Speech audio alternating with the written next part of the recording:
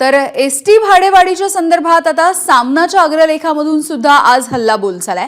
15% भाडेवाढ करून गोरगरिबांचे खिसे कापले असं सामनामधून म्हटलंय। आपण बघतोय सामनामध्ये काय उल्लेख आहे। एसटी प्रवासामध्ये 15% जबर भाडेवाढ करून राज्य सरकारने गरीब आणि सर्वसामान्यांचे खिसे कापले आहेत।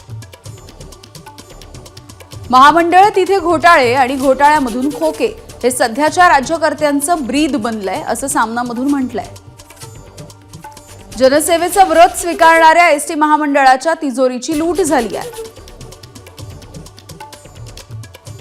याच लुटीच्या तोट्याचा भार एसटीच्या सामान्य प्रवाशांवरती टाकलाय। आधी लूट आणि नंतर दरवाढ असा हा कारभार। आता जनतेने सत्ताधाऱ्यांचे हे खायचे दात घशात घालायला हवेत।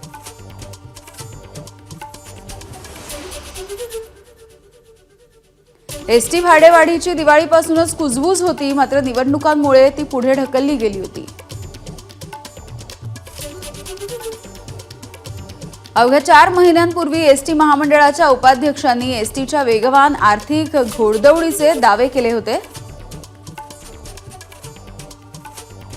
मग या 4 महिन्यामध्ये मिंधे मंडळाने असा काय प्रताप केला की एसटी पुन्हा एकदा तोट्यात गेली।